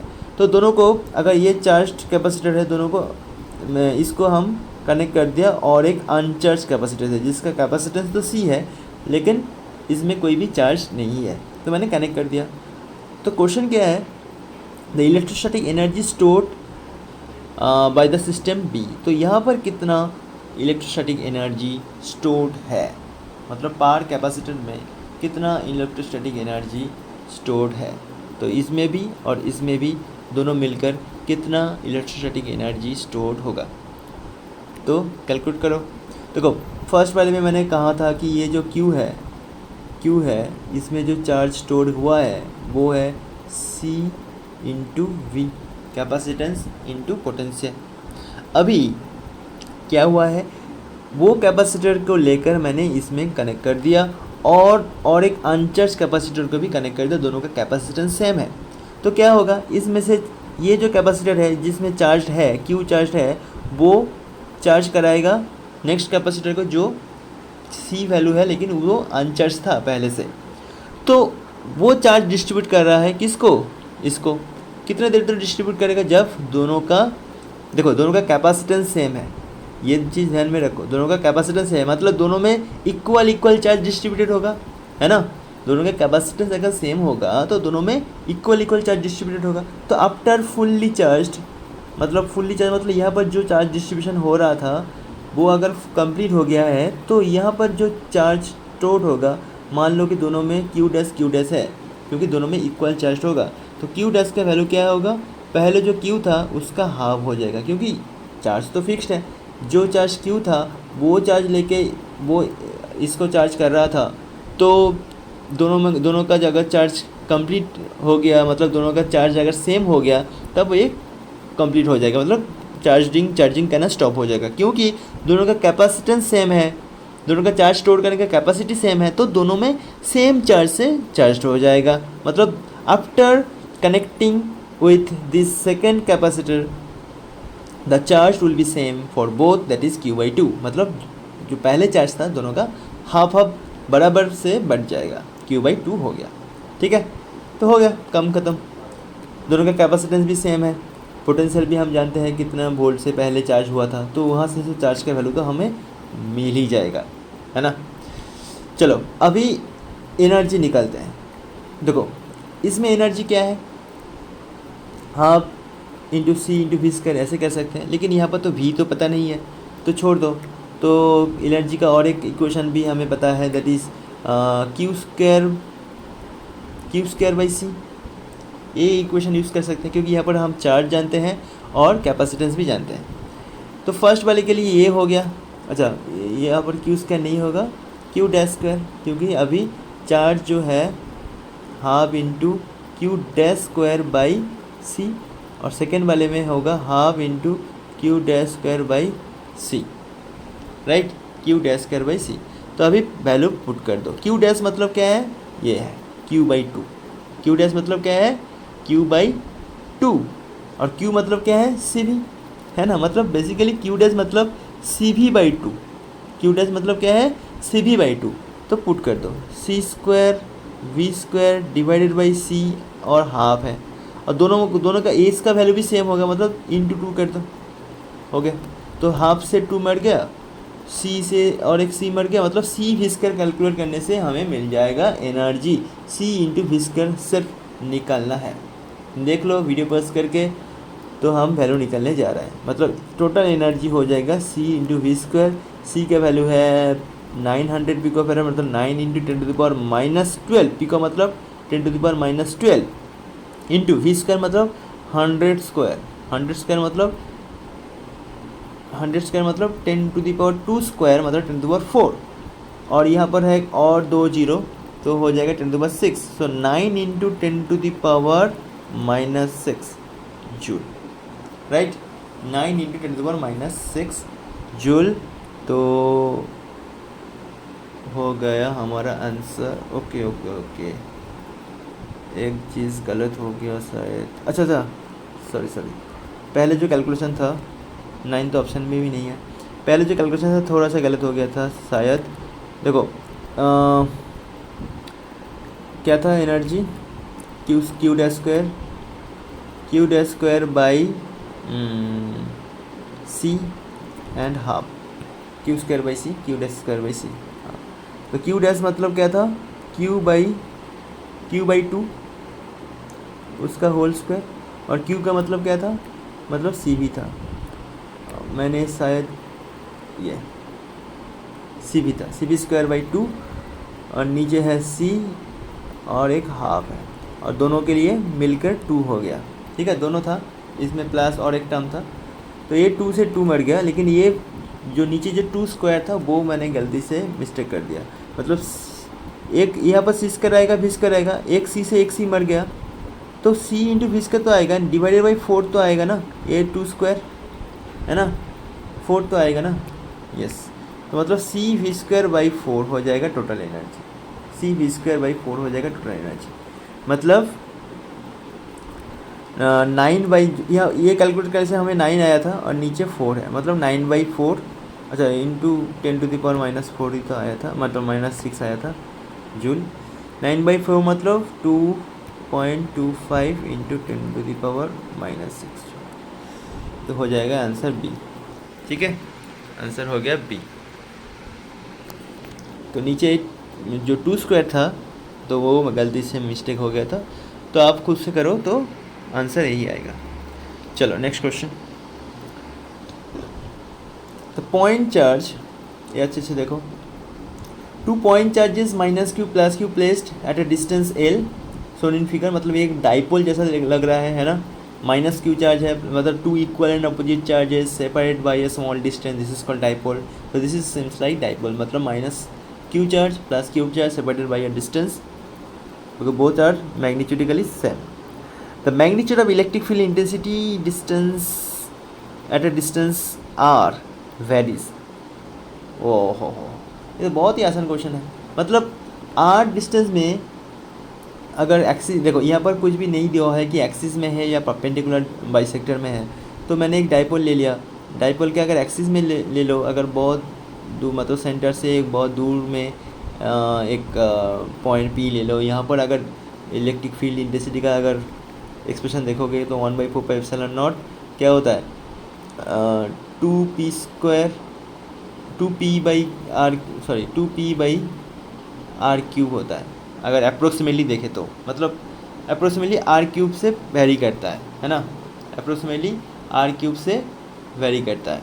अगर परपेंडिकुलर बाइसेक्टर ले लो, ऐसे जगह फिगर आप देख चुके होंगे, परपेंडिकुलर बाइसेक्टर ले लो, वहाँ पर भी जो वैल्यू होता है p/r³ अप्रोक्सीमेटली, मतलब ये डिस्टेंस अगर बहुत दूर है तो 1/4πε0, मतलब नीचे r³ से वेरी होता है। ये p है डाइपोल मोमेंट, नीचे r³ से वेरी होता है, मतलब E प्रोपोर्शनल टू 1/r³, यही होता है अप्रोक्सीमेटली।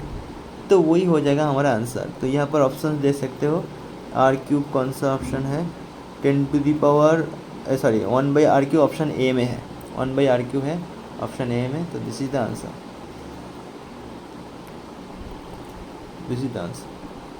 ठीक है। तो एक्सप्रेशन अब अगर जानते हो तो okay, this is last question. From ampere सर्क्यूटल law for a long straight wire of circular cross section carrying a steady current, मतलब एक सर्कुलर क्रॉस सेक्शन है जो स्टेडी करंट कैरी कर रहा है। The variation of magnetic field in the inside and outside of the region of the wire is, तो variation क्या होगा, मैग्नेटिक फील्ड का variation inside and outside, linearly increasing function of distance up to boundary of the wire and then linearly decreasing for the outside of the region. तो ऐसे करके सारे options हैं। तो मैंने देख लिया कि हाँ आर के मतलब डिस्टेंस के हिसाब से कैसे वेरी कर रहा है मैग्नेटिक फील्ड, वो हमें देखना है। मतलब एक कंडक्टिंग वायर ले लो, this is my conducting wire, जिसका रेडियस है r, तो इसके अंदर में मैग्नेटिक फील्ड का वेरिएशन क्या होगा और बाहर में मैग्नेटिक फील्ड का वेरिएशन क्या होगा, वो ही पूछ रहा है, ठीक है। तो ये निकालने के लिए हमें क्या करना पड़ेगा, जो एम्पियर सर्क्यूटल लॉ है वो क्या है देखना पड़ेगा, ठीक है। क्या है एम्पियर सर्क्यूटल लॉ, मतलब क्या है कि एक लाइन इंटीग्रल है B.dl इक्वल्स टू μ0 × I, यही तो होता है μ0 × I, यही तो होता है एम्पियर सर्क्यूटल लॉ, ठीक है। B.dl close line integral B.dl equals to μ0 × I, ये I क्या है, जो एम्पियर जो बाउंड्री हम देख रहे हैं वो कितना करंट को इनक्लोज कर रहे हैं, ठीक है। जो क्लोज लूप हम ले रहे हैं वो कितना करंट को, total current enclose by the close loop, that is called I, right. तो अभी अगर एक मैंने अभी जो ड्रॉ किया था कि एक दिस इज द सर्कुलर जो कॉइल, मतलब ये है वायर है, तो उसके अंदर में मतलब जो रेडियस के अंदर में अगर मैं एक रेडियस ले लूँ, अच्छा इसको हम कैपिटल R ले लेते हैं, रेडियस को कैपिटल R ले लेते हैं, और ये है एक्सिस, और इसके साथ वो वेरी करेगा, कितना वेरी किया, मतलब ये R से हम डिनोट करेंगे स्मॉल r से। जब small r is less than capital R, मतलब वायर के अंदर हो, कोई भी पॉइंट में अगर मैग्नेटिक फील्ड निकालना हो वायर के अंदर में, तो हम क्या निकाल सकते हैं, मतलब यही इसी फार्मूला से हम B को निकाल सकते हैं।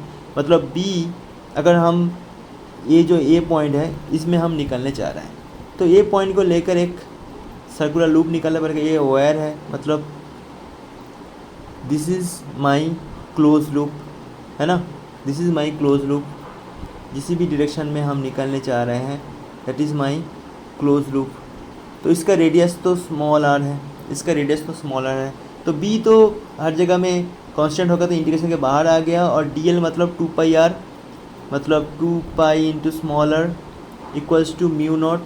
और कितना काइंड को इनक्लोज करेगा, देखो टोटल वायर जो है वो तो टोटल काइंड आई को कैरी कर रहा है, लेकिन इतना छोटा सा पार्ट एक कितना काइंड को इनक्लोज करेगा। तो ये निकलने के लिए हम काइंड डेंसिटी की हेल्प ले सकते हैं। काइंड डेंसिटी का मतलब क्या है, total kind by total area. तो ये छोटा सा एरिया कितना कारेंट को इनक्लोज करेगा, तो आई मतलब जे इंटू, देखो जे तो कांस्टेंट होता है, जे इंटू ये छोटा सा एरिया मतलब पाई आर स्क्वायर, छोटा सा एरिया मतलब पाई आर स्क्वायर, ये इतना ही कारेंट को इनक्लोज करेगा। ये आई मतलब क्या है, होगा J into pi into small R square. So J into pi into small R square, this is my current. J मतलब करंट डेंसिटी, मतलब total current by total area. सो इसमें छोटा सा करंट मतलब यहाँ पर मान ले कि कैपिटल आई जा रहा है, छोटा सा करंट, तो छोटा सा करंट क्या होगा, I equals to J into छोटा सा area pi are square, right. तो आई के जगह में J into pi are square मैंने लिख दिया। अभी बी के सोचो, बी क्या होगा, कैलकुलेट कर लो यहाँ से। तो बी हो जाएगा म्यू नॉट, देखो ये थियोरेटिकल क्वेश्चन है, आप आसानी से ऑप्शन को क्लिक कर सकते हो, आप जानते होंगे ये, लेकिन कैसे ये निकाला जाता है बुक्स में तो नहीं होगा शायद, तो ऐसे हम निकाल सकते हैं। अब देख सकते हो कि नीचे आर है और ऊपर भी आर स्क्वायर है, ये कट गया, सिर्फ ऊपर में एक आर बचा है, मतलब B is directly proportional to R. मतलब जितना ज़्यादा रेडियस होगा अंदर में, जितना ज़्यादा रेडियस होगा बी उतना ज़्यादा होगा, राइट। मतलब सरफेस में मैक्सिमम मैग्नेटिक फील्ड होगा और अंदर में एक सेंटर में, मतलब ये सेंटर लाइन में मिनिमम होगा और सरफेस में मैक्सिमम होगा। मतलब बी लीनियरली वेरी कर रहा है inside the conductor, inside the conductor, मतलब ऐसे inside the conductor B linearly vary करेगा विथ आर, ठीक है। यहाँ तक ये हो गया, ठीक है। नाउ आउटसाइड में क्या होगा, अभी सर्कल ड्रॉ कर लो, मतलब कंडक्टर ड्रॉ कर लो, और आउटसाइड ये है सेंट्रल, मतलब एक्सिस है, यहाँ से एक आउटसाइड पॉइंट ले लो, दैट इज़ माई आर। तो इसको निकालने के लिए ये मैं क्लोज लूप ले लिया। ये क्लोज लूप कितना काइंड को इनक्लोज कर रहा है, टोटल काइंड आई को इनक्लोज कर रहा है, और इसका पेरीमीटर भी 2πr है, मतलब सर्कमफरेंस। तो मैग्नेटिक जो एम्पेयर्स लॉ है मैग्नेटिक फील्ड के लिए निकालने के लिए ये अप्लाई कर दो, म्यू नॉट इंटू आई। तो बी तो कांस्टेंट होगा, बी को बाहर निकाल दो, और डीएल सारे डीएल को अगर ऐड कर दो तो ये टोटल सर्कमफरेंस 2π स्मॉलर हो जाएगा, ये है radius capital R, equals to mu naught. ये जो लूप है टोटल करंट आई को इनक्लोज कर रहा है, तो टोटल करंट आई को निकाल दो, आई को रख दो, that's it. So B equal to mu naught into I divided by 2πr। सारे तो कांस्टेंट है, आई भी कांस्टेंट है, म्यू नॉट भी कांस्टेंट है, 2π भी कांस्टेंट है, मतलब uh B are inversely proportional to R है, मतलब B is proportional to 1/r, B is proportional to 1/r। पहले क्या था, अंदर में क्या था, छोटा सा करंट को, मतलब टोटल करंट का छोटा सा पार्ट को वो इनक्लोज कर रहा था, अभी बाहर वाले में के लिए, बाहर के लिए टोटल करंट को इनक्लोज कर रहा है, इसलिए यहाँ पर कोई भी आर टर्म नहीं है, तो यहाँ पर टोटल आई है और यहाँ पर नीचे एक आर है, मतलब B is proportional to, inversely proportional to R. मतलब बी बाहर गया, अगर कंडक्टर के बाहर हम चले गए तो बी डिक्रीज होगा लीनियरली, मतलब इन्वर्सली प्रोपोर्शनल टू आर है, मतलब ऐसे डिक्रीज होगा। तो बी और आर के लिए अगर हम देखें, ये अगर आर कैपिटल आर है, कैपिटल आर तक तो बी तो कॉन्स्टेंटली इंक्रीज़ करेगा, ऐसे इंक्रीज़ करेगा, उसके बाद इन्वर्सली प्रोपोर्शनल टू आर है, मतलब ये हो गया लीनियरली डिक्रीज़ करेगा, ऐसे डिक्रीज़ करेगा, ठीक है, कर्व करके डिक्रीज, मतलब इन्वर्सली डिक्रीज़ करेगा। This is the variation of B, ये हमेशा याद रखना। कैसे निकलते हैं वो मैंने दिखा दिया, आपको ये याद रखना है कि ये ऐसे वेरी करेगा, मतलब सिलेंडर के, मतलब कंडक्टर के अंदर में ऐसे लीनियरली इंक्रीज करता है बी, और बाहर में ऐसे डिक्रीज करता है, दैट्स ऑल। तो ऑप्शंस देख लो, यहाँ पर ऑप्शंस देख लो कि ऑप्शन ए है linearly increasing function distance up to boundary, boundary तक लीनियरली इंक्रीज करता है, and then linearly decreasing with outside region, तो लीनियरली तो डिक्रीज नहीं करता, 1/r से डिक्रीज करता है, तो ऑप्शन ए तो नहीं होगा। Option B, linearly increasing function distance r up to the boundary and then decreasing with 1/r dependence the outside region, yes 1/r से वो डिक्रीज करता है, 1/r से वो डिक्रीज करता है, तो बी हो जाएगा हमारा आंसर। लीनियरली इंक्रीज नहीं होगा, ऐसे नहीं कि ऐसे ऊपर गया और नीचे ऐसे आ गया, नहीं, ऐसे डिक्रीज होगा इन्वर्सली, तो ये 1/r से इंक्रीज डिक्रीज होता है बाहर में, तो बी हो जाएगा हमारा आंसर। ठीक है, चलो कोई भी डाउट हो तो कमेंट सेक्शन में ज़रूर बताना, और वीडियो को अच्छा लगे तो लाइक और शेयर भी कर देना, और ये साइट भी विजिट कर सकते हो, और हमें कांटेक्ट करने के लिए कॉल भी कर सकते हो, आप व्हाट्सएप भी कर सकते हो। तो thank you so much for watching this video, and पढ़ाई अच्छे से करते रहिए।